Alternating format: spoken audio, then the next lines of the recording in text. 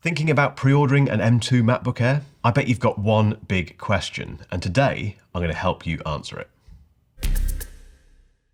I can't wait to get my hands on the new M2 MacBook Air, but I'm only doing so because I need to review it for this channel and offer a long-term opinion on Apple's latest MacBook Air. If I was a regular buyer, I wouldn't be waiting quite so eagerly for that shiny new design and that M2 chip.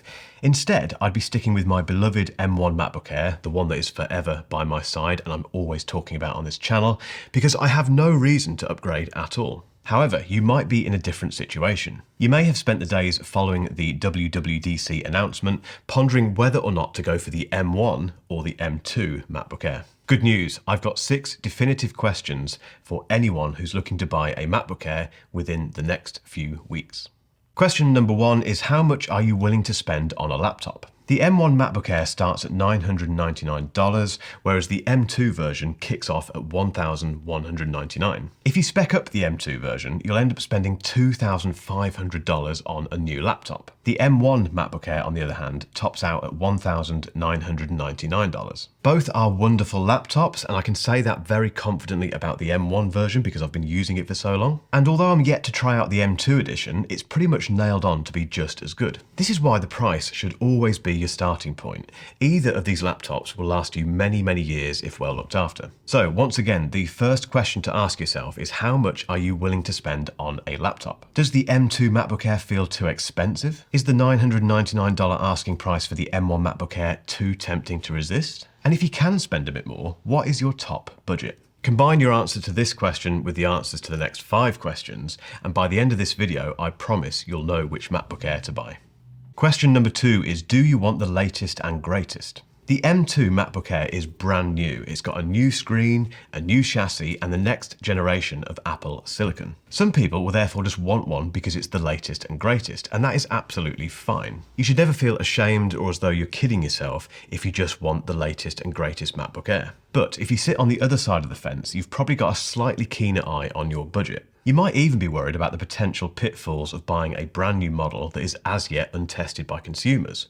More on that later. So, which camp do you fall into? Do you want the latest and greatest, or are you a little bit reticent to do that? Question 3 is, was something holding you back from buying the M1 MacBook Air? Perhaps it was the inability to go beyond 16 gigabytes of unified memory, or maybe you just didn't like the idea of buying a laptop that has got a design that's been around for absolutely ages. The M2 MacBook Air offers a few improvements over the M1 version. The screen is slightly bigger and 100 nits brighter. It's a quicker laptop in single core performance thanks to that M2 chip, although I do still challenge anyone to demonstrate what that means in everyday use. And it does have significantly better video capabilities. It even has MagSafe and full height function keys if that bothers you. Sure, the M2 MacBook Air still only supports one external monitor and there aren't any additional ports over the M1 version. But if any of the points I've just mentioned were holding you back from buying the M1 MacBook Air, the new one is probably the laptop you've been waiting for.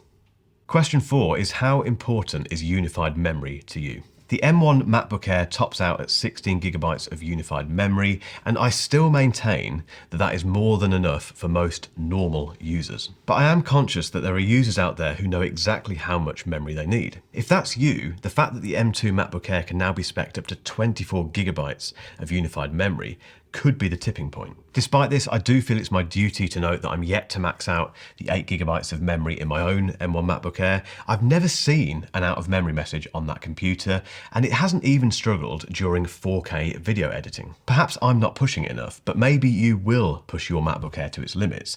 That is why this question is so important. If you know you need more unified memory than 16 gigabytes, you know you need more unified memory than 16 gigabytes. So if that's you, go and join that pre-order queue for the M2 MacBook Air.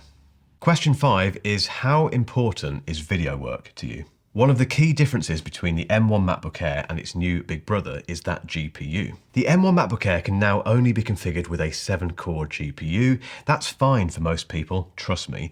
But if you really want to do a lot of video production work on your MacBook Air, the M2 version is the clear winner. Apple's latest laptop can be configured with a 10-core GPU, and it also has a next-generation media engine tucked away inside that slender new frame. The result is up to 35% better graphics performance than the M1 MacBook Air. I've said before that the M2 MacBook Air could be the perfect stand-in laptop for video editors whose main production machine is static. For instance, they might have a Mac Studio in their studio. In that instance, the M2 MacBook Air would be a great little laptop to take with you to coffee shops or to airports, basically anywhere where you can't take your Mac Studio.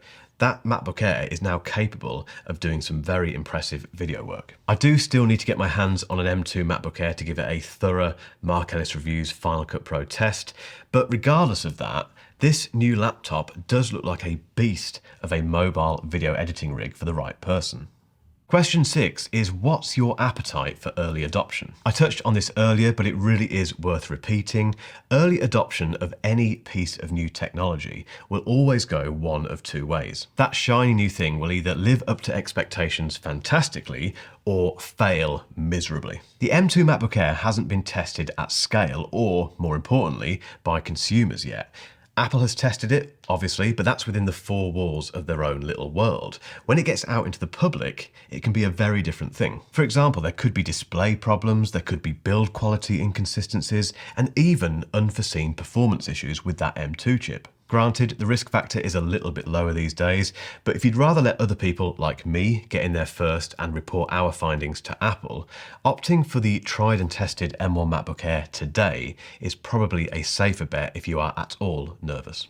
Only you can answer those 6 questions. They're very personal, entirely subjective, and often elicit answers that only make sense to you. This is completely fine. In fact, I reckon you'll decide to buy one of these laptops for reasons that even you can't fully justify or explain. It will just feel right. So the last big question I have is this: which one are you going to go for? The M1 or the M2 MacBook Air?